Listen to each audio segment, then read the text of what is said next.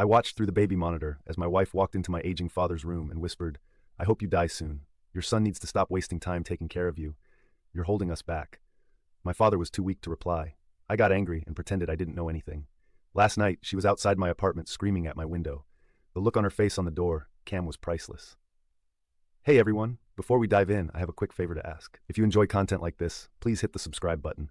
It's free, supports the channel, and ensures you never miss out on amazing videos. Alright, let's get started. So I'm sitting here at 3 a.m. with a glass of whiskey, trying to wrap my head around what I heard yesterday. My hands are still shaking when I think about it. Going to try to get this all out because I honestly have no idea what to do next. Some background. My dad, Warren, 79, moved in with me and my wife, Megan, 35, about 8 months ago. I'm 37. Been married to Megan for 6 years. Dad's got pretty advanced heart failure after a lifetime of working with his hands.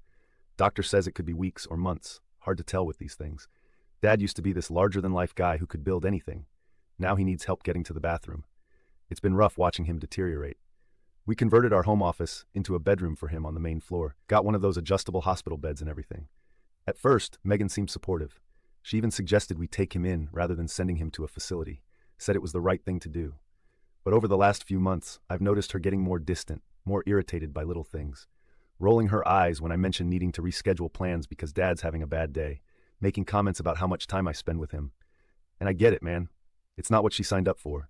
Caregiving is hard. We're both stressed. We've got Arlene, who comes in a few days a week to help out, but it's still a lot. Last week, Dad had a really bad episode. His oxygen dropped, and we almost had to call an ambulance. Scared the hell out of me.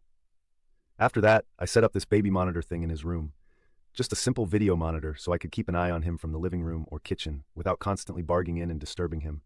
Nothing fancy, just gives me some peace of mind. Yesterday around 2 p.m., I was in the garage fixing some shelves. Had my phone in my pocket with the monitor app. Dad was napping and Megan had just gotten home. I didn't think much of it until I heard her voice through the monitor. At first I thought she was just checking on him, but then I heard what she was saying. My blood went cold, dude. She was standing over his bed, thinking he was asleep, telling him she hoped he'd die soon so I could stop wasting time taking care of him. Said he was holding us back. Said our lives had been on pause ever since he moved in. Said she was tired of playing nurse to an old man who couldn't even recognize when people were being fake nice to him. The worst part? My dad wasn't even fully asleep. I could see his eyes open slightly, but he was too weak to respond.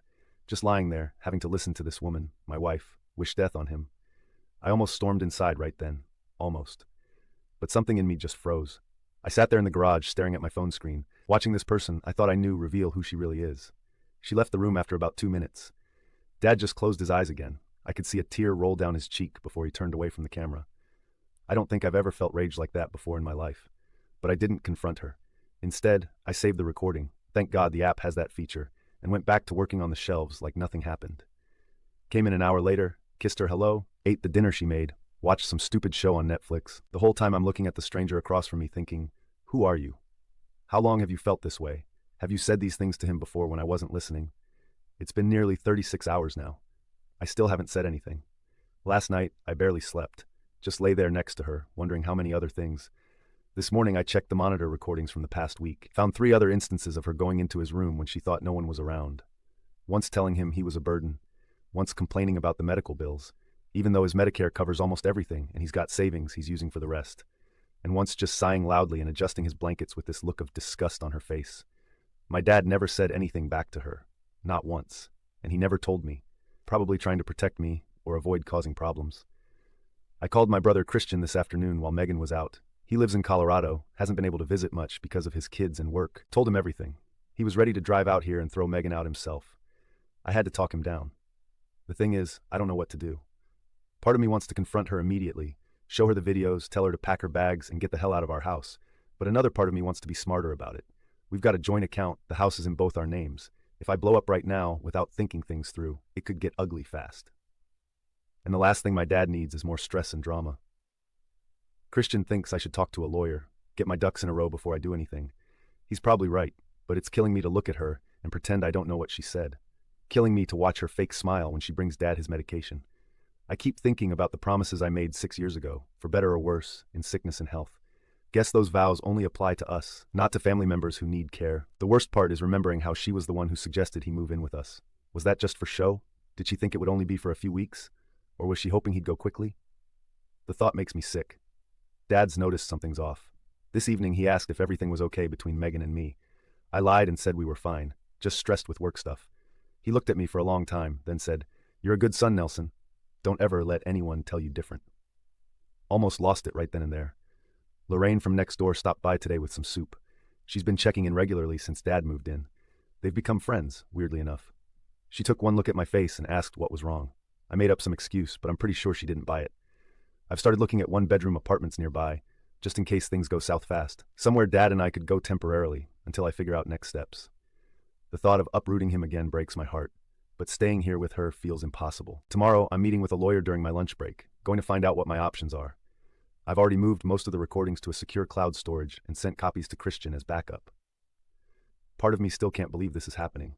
Like, how do you go from planning a future with someone to hearing them wish death on your father? How did I miss whatever resentment was building up in her? Was it always there? I've been extra attentive to Dad today. Sat with him watching his favorite old Western.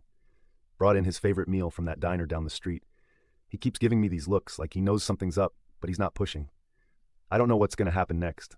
All I know is that I can't unhear what she said, can't unsee the look on her face when she was standing over him. And I know I can't forgive it. So that's where I'm at. Sitting in my garage at 3 a.m., scrolling through divorce articles on my phone while my wife sleeps inside, trying to figure out how to protect my dad and myself from someone I thought I knew. Update. First of all, thanks for all the messages and advice on my last post. Didn't expect it to blow up like that. I've been reading every comment and appreciate the support more than you know. It's been a hell of a 2 weeks. So I met with the lawyer like I said I would. Turns out the recordings are completely legal in my state since it was in my house and I had legitimate reason to have the monitor, caring for my dad. That was the first bit of good news I'd had in days. The lawyer laid out my options pretty clearly, and man, hearing someone else confirm that what Megan did was beyond messed up helped me realize I wasn't overreacting. She walked me through the divorce process, told me to start separating finances ASAP, and suggested I got more evidence if possible, without being obvious about it. When I got home that day, Megan was acting like everything was normal, making dinner, asking about my day, talking about some home renovation show she wanted us to watch later. The whole time I was just nodding and thinking about the horrible stuff she said to my dad. The disconnect was surreal. That night, I checked the baby monitor recordings from when I was gone. Nothing. But it made me wonder if she was only doing this when she thought no one was listening. So I set up a few more cameras around the house, one in the living room hidden in a bookshelf, one in the kitchen stuck between some cookbooks. Paranoid maybe, but I needed to know what I was dealing with. Meanwhile, I started quietly getting my stuff together. Opened a new bank account at a different bank, transferred half our savings. Lawyer said this was important to do before filing anything. Ordered a new credit card, gathered important documents like birth certificates, the deed to the house, insurance papers, basic divorce prep 101 stuff. The next revelation came when I was backing up some photos from our shared tablet, found text conversations between Megan and her friend Carrie, where she was complaining about my dad. Called him the walking corpse. Said she was tired of our house smelling like death and old man. Complained that I was spending too much time with him instead of focusing on her. The messages went back months, long before she started the baby monitor comments. One text from 3 weeks ago really got me. I married Nelson, not his dad. I didn't sign up to be a caregiver for a dying old man. He needs to choose me or his father. I guess she made the choice pretty easy. Dad was having more good days than bad that week, which was a small blessing. I arranged for Arlene to come an extra day each week, told her privately what was happening, and she agreed to keep an eye out for any weird behavior from Megan. Arlene's been amazing through all this. She genuinely cares about my dad, brings him homemade food sometimes, sits and listens to his stories from when he was young. Then last Friday, I told Megan I needed to go out of town for work. Said I'd be gone from Saturday morning until Monday night. She immediately perked up, first time I'd seen her genuinely excited in weeks. Asked if Arlene could stay with Dad for the weekend so she could have some me time. I said sure, already knowing what my actual plan was. I packed a bag, made a show of getting ready to leave, kissed her goodbye Saturday morning, drove around the block, parked my car at Lorraine's house. She's in on the plan now too, and walked back. Back through the woods behind our property. There's this small shed in the back corner that's got electricity. I set up camp there with my laptop connected to all the cameras. Felt like some low-budget surveillance operation, but it worked. Didn't have to wait long. About 2 hours after I left, Megan went into Dad's room. Arlene had stepped out to grab some groceries. Dad was awake, watching TV. The stuff that came out of Megan's mouth, dude. I won't repeat all of it, but she basically told him she was counting the days until he was gone. Said she had big plans for that room once he was out. Said she was tired of playing nice. The whole time, Dad just looked at her with this sad expression, like he wasn't even surprised. When she left, he just closed his eyes and lay there for a while. Didn't even keep watching his show, just stared at the ceiling. That broke me more than anything, she said. I kept watching through the day.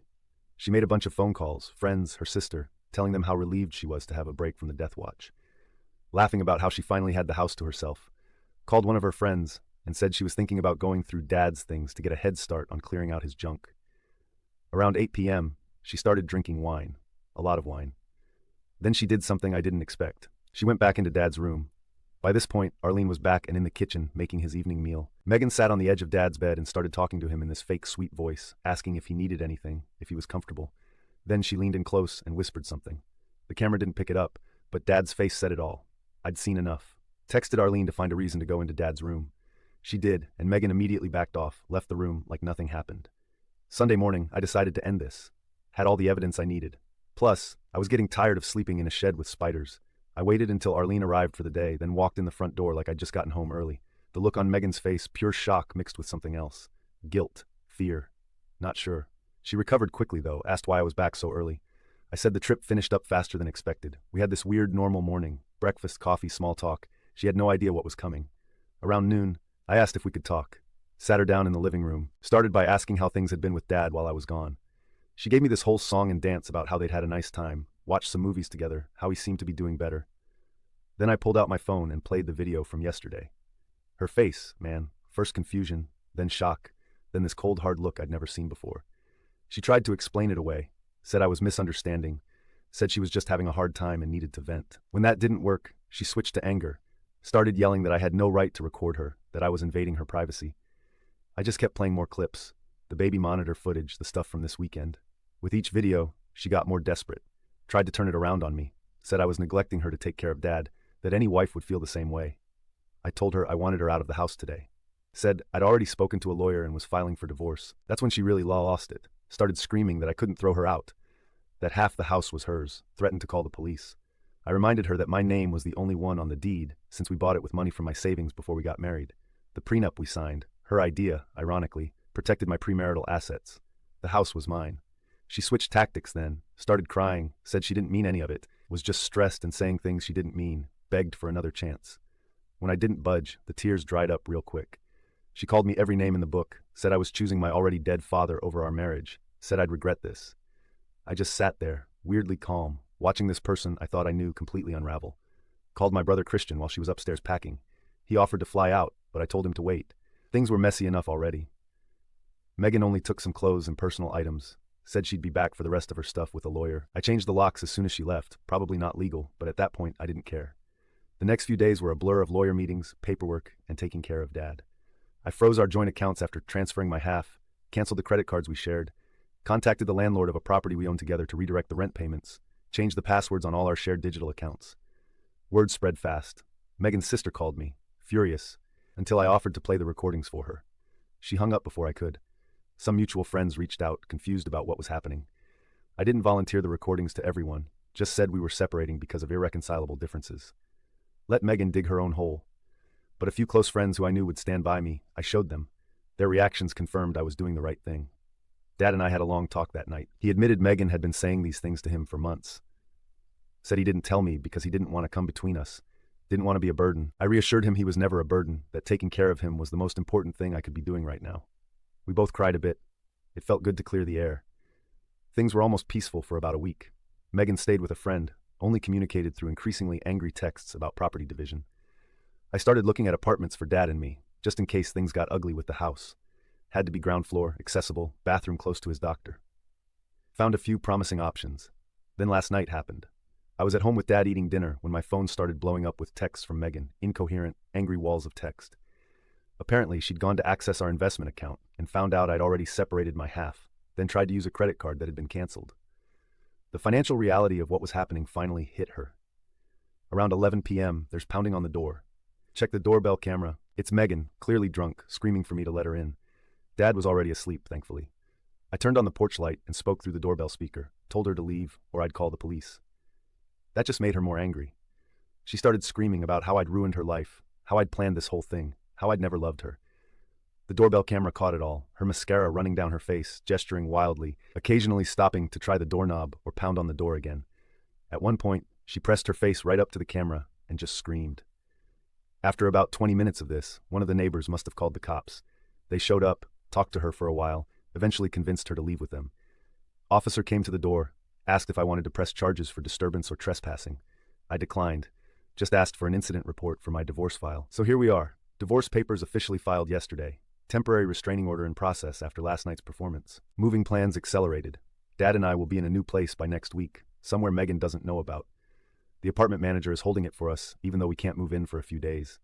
Dad's taking it all surprisingly well, says he feels lighter now that everything's out in the open. Even joked this morning that he's outlived my marriage. Dark humor runs in the family, I guess. I'm not going to lie, there are moments I miss the person I thought Megan was.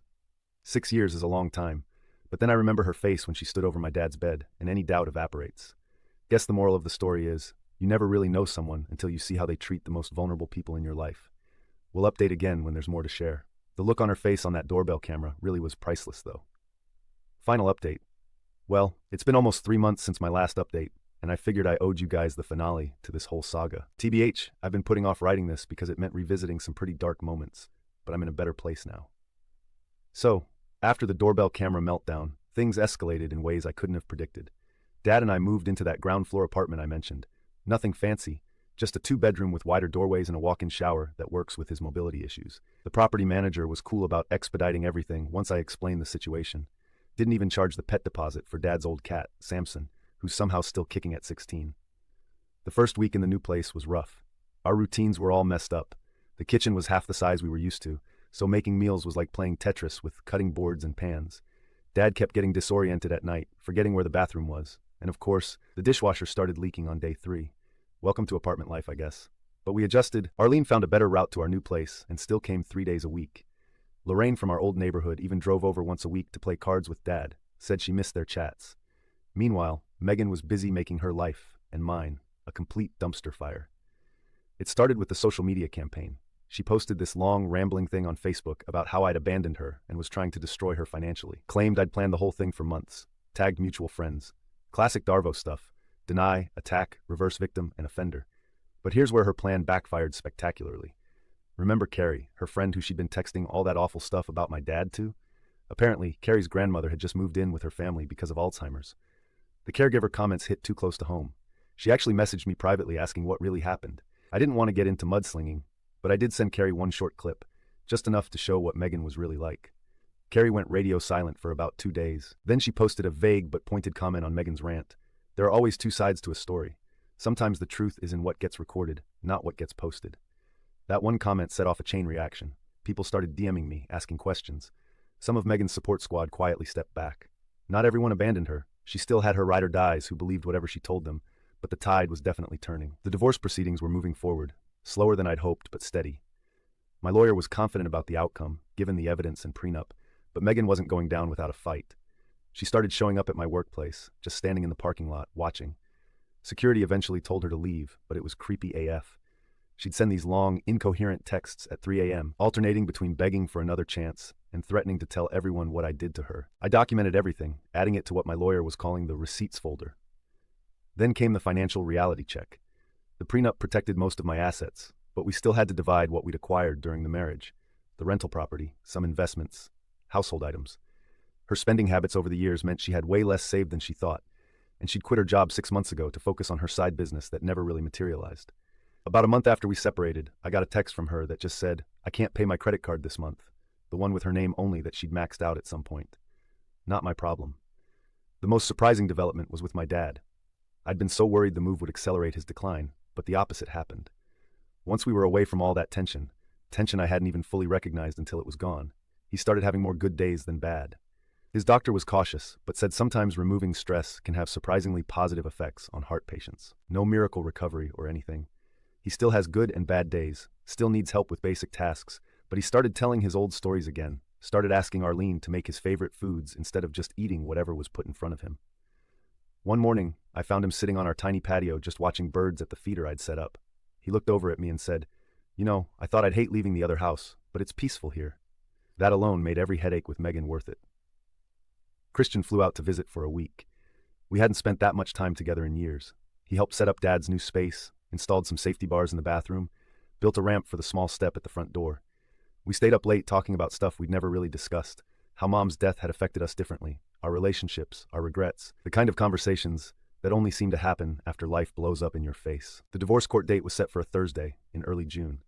My lawyer advised me to dress conservatively, speak only when spoken to, and let the evidence do the talking. I barely slept the night before, kept running through scenarios in my head. What if the judge didn't think it was a big deal? What if Megan somehow turned it around? The morning of court, I got a text from my lawyer. Check your email now. Megan had offered a settlement, a surprisingly reasonable one. She would take only 25% of the joint assets acquired during marriage, instead of the 50% she was entitled to. In exchange, I would agree to not play any of the recordings in court or share them publicly. My first instinct was to refuse. After everything she'd done, she deserved to have everyone hear those recordings. But my lawyer pointed out that this would get me exactly what I wanted, a clean break with minimal financial damage without dragging my dad's private suffering into a public courtroom. I accepted. Papers were signed that afternoon. Just like that, after months of chaos, it was legally over. When I told Dad about the settlement, he nodded slowly and said, "She was afraid of people knowing who she really is." I think he was right. For about 2 weeks, things were quiet. I started to think maybe we could all move on. Then I got a call from Lorraine. Megan had shown up at our old house, clearly drunk, trying to get in with her old key, which didn't work since I'd changed the locks. When she couldn't get in, she started yelling at Lorraine, who was outside watering plants. Lorraine, who was like 70 but takes no crap, told her the house was being sold and she needed to leave before she called the police. Megan apparently broke down crying right there in the front yard. Told Lorraine her life was falling apart. She'd lost her friends, couldn't find a decent job, was staying on someone's couch. I felt a weird mix of satisfaction and pity hearing that, like she deserved consequences. But it was still sad to see someone implode like that. The final confrontation happened last week. I was coming home from grocery shopping, arms full of bags, when I spotted her sitting in her car across from our apartment building. She'd finally found where we lived. Great. I set the groceries down by the door and walked over, asked what she was doing here. She looked rough, hair unwashed, dark circles under her eyes. For a second, I saw flashes of the woman I'd married, and it was disorienting. She said she just wanted to talk. Said she'd been doing therapy, realized how toxic she'd been, wanted to apologize to my dad. I told her that wasn't happening, that he was finally doing better without her negative energy around. She switched tactics then, saying she was struggling financially. Couldn't I help her out after 6 years together? Just a loan until she got back on her feet. I almost laughed. Told her the settlement was her help, that she could have fought for more but chose privacy over money. That decision had consequences. Her face changed then. The mask dropped completely. Started saying I'd ruined her life, that I'd turned everyone against her, that I'd blown things out of proportion. I just stood there watching her spiral, feeling nothing but exhaustion. Finally said, "Look, we're done here. Don't come back or I'll file for a permanent restraining order. I've got enough footage from the apartment security cameras now to make that happen." The look on her face when she realized I had yet more evidence. Priceless. She started her car and drove off. Haven't heard from her since. Inside, Dad was watching a documentary with Arlene. They both looked up when I came in with the groceries, and Dad immediately knew something was up. He's always been weirdly perceptive that way. Asked what happened and I told them briefly about Megan showing up. That night, after Arlene left, Dad motioned for me to sit with him. He was having a good day, more alert than usual. Said he wanted me to know something important, that watching me stand up for him, for both of us, against Megan had reminded him of his own father. Said it made him proud to see me refuse to let someone mistreat the people I love, even when it would have been easier to look away. Coming from my dad, who's never been big on emotional conversations, this hit hard. We closed on the sale of the old house yesterday. I'm using my portion to pay off the apartment lease for a full year and setting aside money for Dad's ongoing care. The weight that's lifted knowing we have that security is immense. Life isn't perfect now. The apartment's garbage disposal broke last week. Dad had a rough few days where his breathing was bad. I'm still single and not particularly interested in dating anytime soon. But we're stable. We're okay. I've been thinking a lot about what I missed in my relationship with Megan. The red flags I ignored or explained away. The gradual erosion of empathy I didn't notice until it was gone. The way she'd subtly isolate me from friends who weren't supportive enough of her. The constant moving of goalposts. First, she wanted marriage, then a house, then for me to change jobs, then for Dad to not be our problem. Nothing I can do about the past, but I'm a hell of a lot wiser about who I let into my life now. So that's the update.